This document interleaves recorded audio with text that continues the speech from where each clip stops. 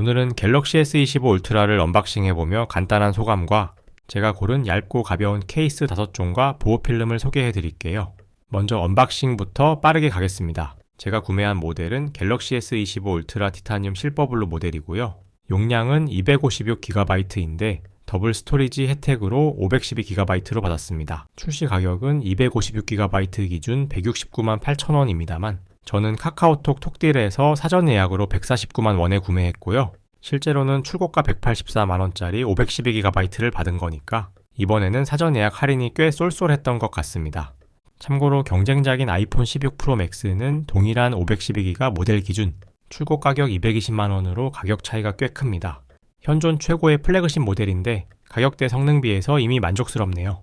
케이스의 컬러가 좀 밋밋해서 살펴보니까 재생 패키지를 썼다고 하네요. 재생 종이 소재에 잉크도 친환경으로 사용해서 환경을 생각했다고 해요. 그래서 전반적으로 박스는 무채색의 무광의 밋밋한 느낌입니다. 박스 전면에는 울트라의 엣지 라인과 카메라 구성, S펜의 실루엣을 강조했네요. 봉인실은 위아래 종이 스티커 구조라서 간편하게 제거해 주었습니다. 박스를 열면 바로 본체의 뒷면부터 보이게 되는데요. 이번 울트라는 티타늄 화이트 실버, 그레이, 실버 블루, 블랙 4종이 기본색인데요. 저는 무채색보다는 파란색이 들어간 실버 블루가 그나마 덜 아저씨 같은 느낌일 것 같아서 골랐습니다. 실제로 보면 블루보다는 실버색에 더 가까웠습니다. 빛에 따라서 살짝 푸른 빛이 도는 정도로 보시면 될 것 같네요. 이번에 울트라의 디자인이 바뀐 게 바로 이 옆면 디자인이죠. 아이폰 시리즈 같은 깨씹통 디자인으로 바뀌었습니다. 더 밋밋해진 것 같기도 하고 미니멀해진 것 같기도 하고 그렇네요.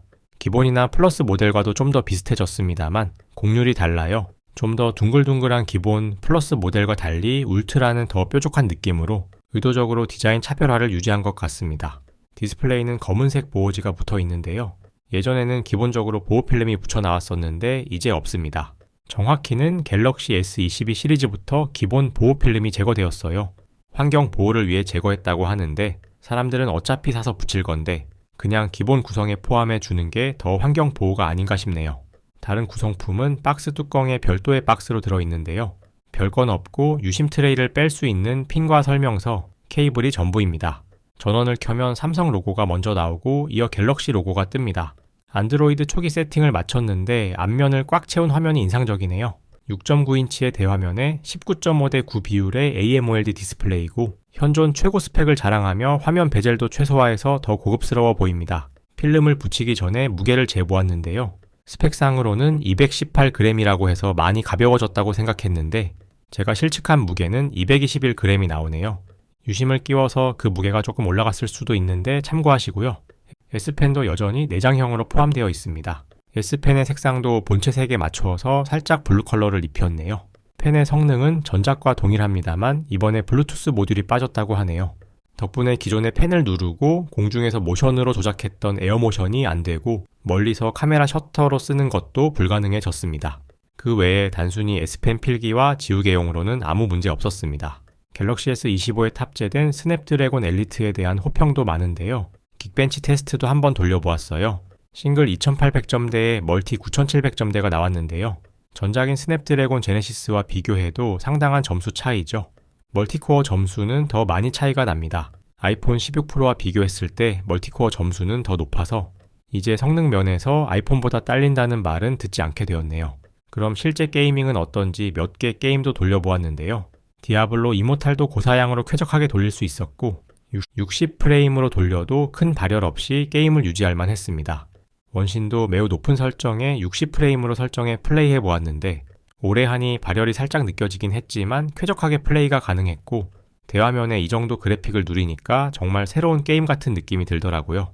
간단한 기기 리뷰는 여기까지 하고 이제 필름이랑 케이스를 살펴볼게요. 보호 필름으로 선택한 건 신지모루 하이브리드 TPU 필름입니다. 울트라가 무겁다 보니 보호 필름도 가벼운 걸 고르려고 TPU로 골랐고요. 일반적으로 많이 쓰는 강화유리는 무게가 10g이 넘어가서 무게가 체감되는데 휘어지는 재질인 TPU 필름들은 얇고 가벼워서 무게가 3g 미만인데다가 요새 내구성이나 품질도 좋아져서 쓰기 괜찮은 것 같더라고요. 다만 붙이기가 조금 난이도가 어려운 게 단점입니다. 그래도 요새는 이렇게 부착을 쉽게 해주는 손잡이랑 설명서도 있어서 잘 따라하다 보면 기포 없이 성공할 수 있었습니다. 부착 완료 후에 무게를 재보니까 223g이 나오는데요. 이 g이 늘었네요. 두꺼운 강화 유리를 붙이는 것보다 10g 정도 감량에 성공한 것 같습니다. 케이스도 저렴하면서 가벼운 것 위주로만 5개 골라보았는데요. 하나씩 착용해 보면서 비교해 드리도록 할게요. 먼저 빅소의 레빅스킨 0.8mm 투명 케이스입니다. 가격은 12,000원대에 구매를 했고요. 전체가 투명하면서도 하드한 재질의 플라스틱 케이스입니다. 얇고 가벼운 걸 핵심으로 내세우고 있어서 골라보았는데요. 울트라 기준으로 16g 정도라고 하는데 실제로 재보면 18g이 나오네요. 조금 차이가 있지만 이 정도면 크기에 비해서 가벼운 편인 것 같습니다. 갤럭시 S25 울트라에 착용한 모습은 이렇습니다. 확실히 투명 케이스가 기기 본체의 색상과 디자인을 그대로 보여주네요. 하단에 S펜과 스피커, 충전 단자도 위치에 맞게 잘 뚫려 있었고요. 옆쪽에 작게 빅소 로고가 각인되어 있었습니다. 앞에서 보아도 옆면이 상당히 슬림하게 잘 빠진 느낌이 나요. 다만 이런 투명 하드 케이스의 단점은 오래 쓰면 안쪽에 먼지가 끼기 때문에 종종 안쪽을 닦아주어야 한다는 단점이 있을 것 같네요. 두 번째 케이스는 맥시드 0.5mm 울트라 씬 커버 초슬림 하드 케이스입니다. 가격은 9,600원에 구매를 했고요. 살짝 반투명하면서도 얇은 PP 소재로 구성되어 있어요. 카메라 홀은 각각 분리되어 있어서 먼지가 좀 덜 들어갈 것 같네요. 이 케이스는 무게가 무려 9g이라고 하는데 실측은 10g이 나왔습니다. 상당히 가벼운 편이고 본체와도 착 달라붙는 느낌이라서 느낌이 좋습니다. 착용하고 보니 바깥쪽에 보호필름이 붙어 있어서 벗겨주었네요. 투명도가 90% 정도라서 살짝 불투명하지만 그래도 색상은 보이고요. 옆면에서 카메라 홀까지 착 달라붙은 슬림한 느낌을 잘 살리고 있습니다. 사실 이런 류의 제품으로 가장 유명한 게 제로스킨 시그니처 6인데요. 뭐가 차이가 있을까 하고 이번에도 구매를 해보았는데 날씨가 추워서인지 옆면이 파손된 채로 배송이 되어 반품을 하게 되었습니다. 근데 재질이나 디자인은 엑시드 제품과 완전히 똑같았어요. 이런 제품들이 사실 같은 도면과 소재를 가지고 중국 공장에서 나오는 거라서 실질적으로는 같은 제품이라고 봐도 무방할 것 같습니다. 각종 버튼홀의 디자인까지 모두 똑같았네요. 같은 가격이면 저렴한 제품을 고르는 게 나을 것 같습니다. 그리고 이런 PP 케이스는 개인적으로 좋아해서 제가 오래 써보았는데 가장 큰 단점은 흠집과 파손에 약하다는 점이에요. 한 달만 써도 후면의 무수한 흠집 때문에 보기 안 좋아지고 배송 오면서 파손이 된 것처럼 충격에도 잘 깨지더라고요. 그래서 아예 저렴한 걸 여러 번 바꿔가며 쓰는 것도 괜찮은 것 같습니다. 이번에는 같은 제로스킨에서 나온 제품인데 매트 재질의 제품입니다. 가격은 9,400원으로 제로스킨 시그니처 6보다 더 저렴한 가격입니다. 두께감이나 디자인 시그니처 6과 비슷한데 재질이 다른 게 차이예요. 조금 더 반투명에 가까운 재질이면서 표면도 만지면 서걱서걱한 느낌입니다. 그래서 흠집이나 먼지가 잘 눈에 띄지 않지만 덕분에 손에서 더 잘 미끄러진다는 치명적인 단점이 있어요. 상품 페이지에서도 아예 이 부분을 강조하고 있고 미끄럽지 않은 시그니처 6도 함께 추천하고 있네요. 실측한 무게는 9g으로 제가 구매한 것 중 가장 가볍네요. 앞서서 시그니처 6과 같다고 소개해드린 맥시드와 비교하면 이렇습니다. 디자인은 완전히 동일한데 투명돼서 차이가 나죠. 그리고 시그니처 6의 재질이 아무래도 손에서도 덜 미끄러집니다. 손에 땀이 없는 분들은 정말 잘 미끄러질 것 같으니 조심하셔야겠습니다. 마지막으로 고른 건 쿠팡에서 가장 저렴한 가격을 기준으로 골라봤는데요. 벤투사의 슈퍼씬 매트 휴대폰 케이스입니다. 가격이 저렴한데도 얇고 가볍다고 홍보하고 있어서 골라보았고요. 만져본 느낌은 얇은 실리콘 케이스와 같은 느낌이었어요. 실측한 무게는 25g으로 케이스 중에서는 가벼운 편에 속하네요. 울트라 본체와 착용하면 이렇게 뒷면 카메라에 범프 부위가 생깁니다. 이건 다시 구형 디자인으로 회귀한 느낌이 들어서 좀 별로였네요. 하단에 S펜 및 스피커, 충전 단자 구멍도 맞게 잘 뚫려 있었고 저는 검은색으로 골랐는데 투명이 아니다 보니 확실히 좀 더 커 보이긴 하네요. 그래도 말랑하면서 손에 달라붙는 재질이라서 안전할 것 같습니다. 가벼우면서도 보호가 잘 되는 케이스가 필요하신 분께 추천드릴 수 있겠어요. 여기까지 오늘은 갤럭시 S25 울트라를 언박싱해보고 간단한 소감과 가벼운 필름과 케이스까지 추천해 드렸는데요.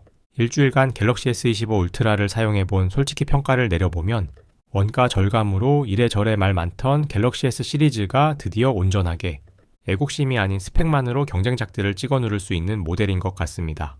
스냅드래곤 엘리트의 성능도 만족스러웠고 카메라나 UI 등 부가 요소들도 아이폰이 부럽지 않을 정도로 완성도가 높아졌고요. 바뀐 디자인도 미니멀하면서도 울트라와 노트 시리즈의 특징을 잘 조합해서 볼수록 매력이 넘치는 디자인인 것 같아요. 광고에서 AI 기능으로 밀고 있는 나우브리프나 제미나이 같은 기능은 사실 처음에만 우아하고 실제로는 잘 쓰이지 않을 기능으로 생각되었고요. 아이폰을 쓰던 입장에서 가장 만족스러웠던 건 통화 녹음과 AI 요약이었고 S펜을 활용한 AI 그림 어시스트 기능도 재밌었습니다. 무엇보다 화면이 크다 보니 생성형 AI도 재미있게 활용할 수 있을 것 같아요. 이제는 어느 용도로 쓰더라도 불편함 없이 두루두루 사용할 수 있는 프리미엄 플래그십 폰에 걸맞은 성능과 활용성을 갖추게 된 것 같습니다. 무게도 꽤 감량에 성공해서 전작보다 가벼워졌지만 여전히 기본이나 플러스 모델들보다는 무겁기 때문에 오늘 소개해드린 가벼운 필름과 케이스로 조합해서 들고 다니시면 케이스와 필름 포함 15g 이내로 총 무게 233g 정도로 맞출 수 있으니 참고하세요. 그럼 갤럭시 S25 울트라에 관심이 있거나 구매하신 분께 도움이 되셨길 바라며 여기까지 인사이트 IT였습니다. 오늘도 시청해주신 여러분 감사드립니다.